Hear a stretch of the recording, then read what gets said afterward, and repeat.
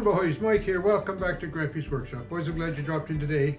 I got a couple of things on the go today. One of them is, as everyone knows, I recently bought a Woodland Mills WC46 wood chipper.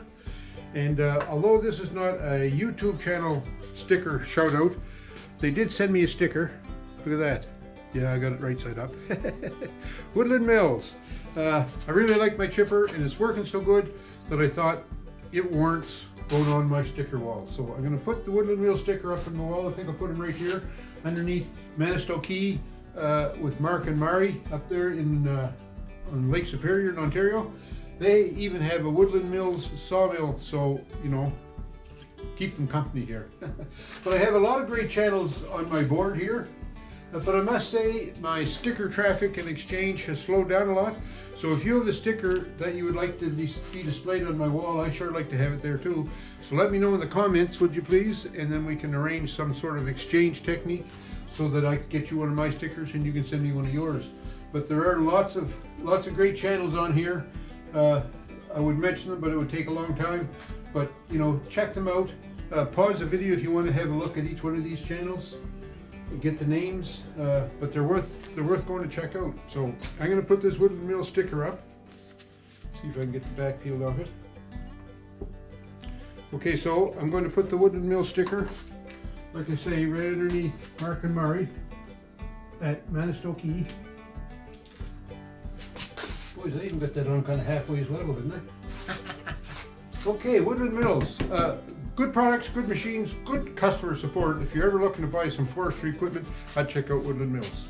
But anyways, enough about that. Let's get on with the project of the day. And the project of the day is on my yard machine, my little MTD Gold lawn tractor that I kind of reworked to use just as a runabout around the property here. I'm having problems starting that. I think it's a bad cable going to the battery, so we're going to check into that today, see if we can fix it. Okay, so I already pulled the battery and I think I see what my problem is. If you can see on this connector here, this is the positive lead, and a lot of those wires are broken there, and I don't think it's making really good connection. And I think that's part of the problem. The other problem is I think the battery is not the best. But anyways, I'm sure I could break that off if I played with it enough. But rather than break it, I'm going to disconnect it and replace this wire. So to get access to the end of the red hot wire, it goes on the solenoid. So I thought it would be easier if I were to just take the solenoid out altogether rather than Russell trying to get the connection made underneath there. So that's what I'm trying to do here.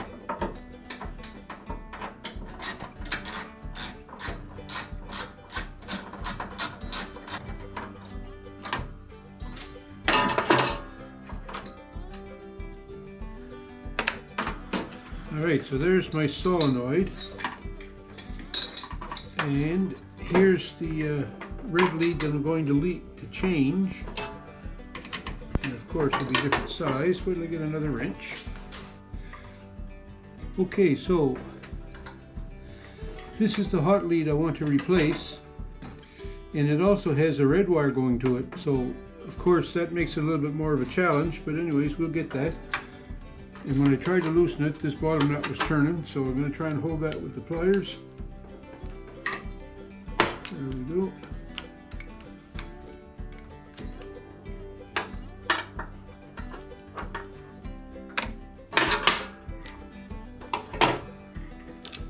Alright, off she comes.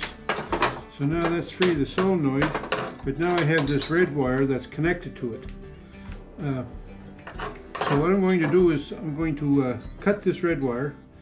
I may even have to extend it, but I'm going to cut it for now, and then we're going to replace this red power lead. So let's just cut this off here as close to this connector as I can get it.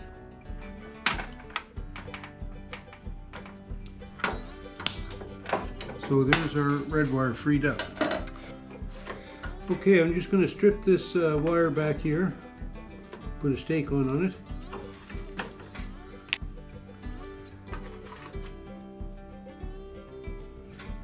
Put the stak-on here.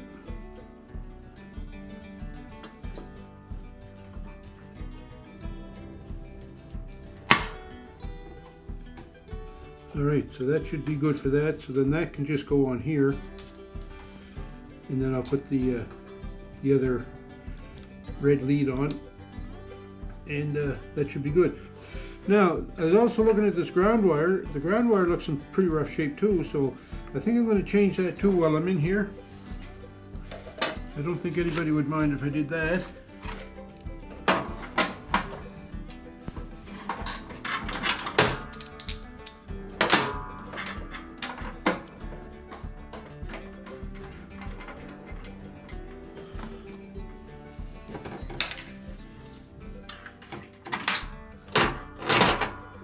Now, it's the same deal with the ground wire. There's an auxiliary wire soldered into that connector, so I'm going to have to cut that guy off too, and I'll get another stak-on and put on there. So then we'll put the stak-on in here, give that a crimp. So now that should be good when I put the new ground wire on. Okay, so now we're going to connect this again. So we put our bolt through the green wire that we just put the stak-on on, through the new battery cable wire, which is this one here.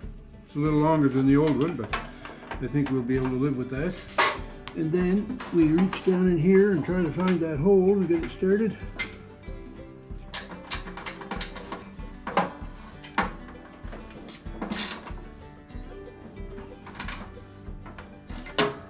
Alright, let's cut that.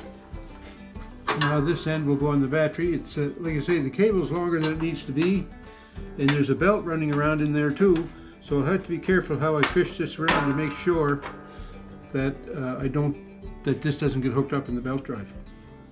Alright, so I got this red cover back on the wire. So now this end is going to go on the solenoid, along with my other little red wire. So we're going to put those on there. Well, wait now, before I do that, when I was taking this apart, that was a little loose, so we're going to tighten that up.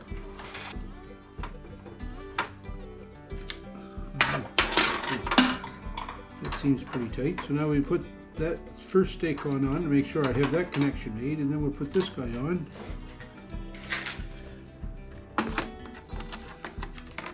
And then we'll put the nut back on.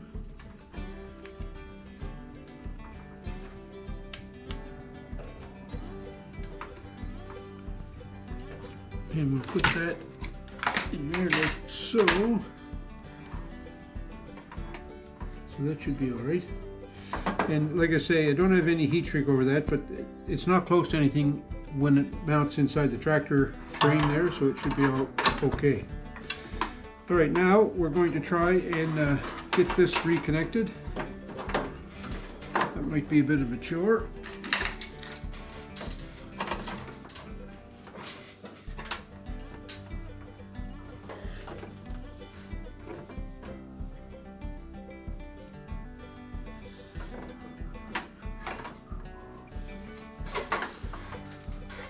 So I'm having a hard time getting the holes lined up in there because I can't see, right? So what I've done is I've threaded one of the bolts through the back of the hole. The idea being that I'll be able to put the solenoid, hook it on that bolt, while I then get the other one screwed in place. That's the plan. Now, do you think it'll work?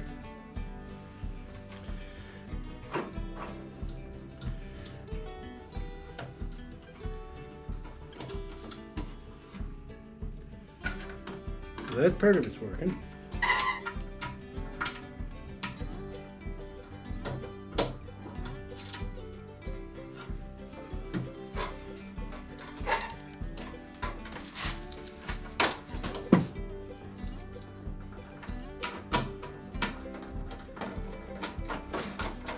Not bad.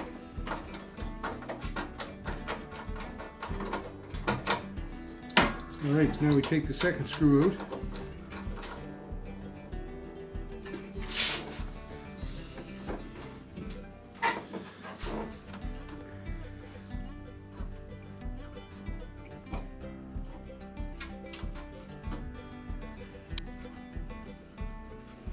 Oh, I see what happened.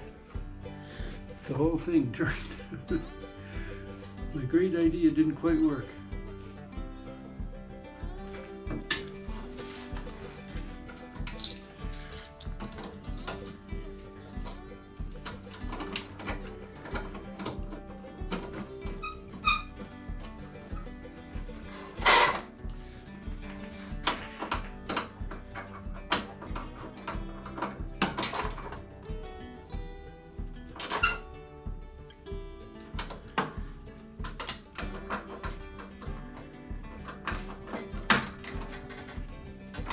There.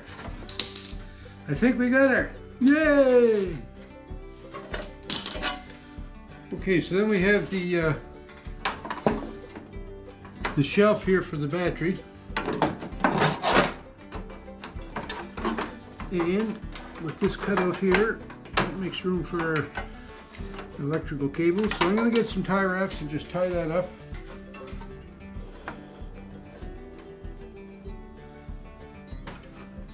Okay, and tighten that up.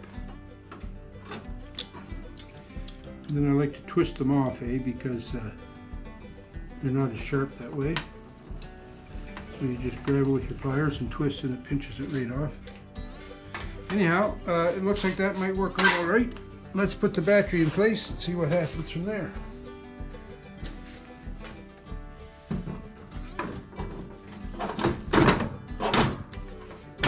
Not actually the proper battery for the tractor, because it doesn't fit in there just quite right. It fits good enough. Okay, so this one, the negative one, is going to go on here. I hope. Oh no, the stak-on is not big enough. Alright, have to fix that. I never thought to check that.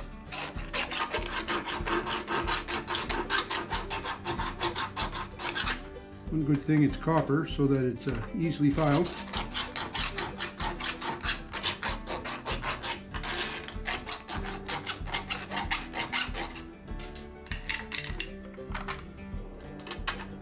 There we go. Okay, so we put that on here.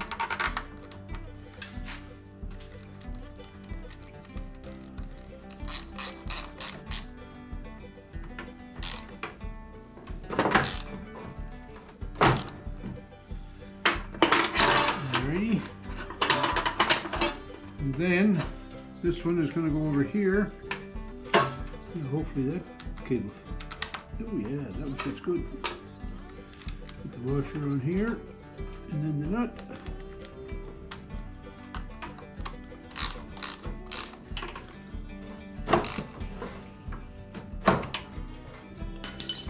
Alright, and then we can put our boot over top of that again. And that'll fit good there. Put that down in there.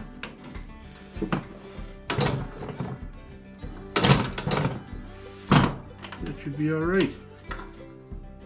Now I'm going to get around underneath and look to make sure that my wires are free and clear of the pulley. And then we should be good to try it. Okay, everything looked good underneath. The wires are back here in the back of the cavity and well clear of the pulley. So now I'm going to try and start it, see if it makes any difference.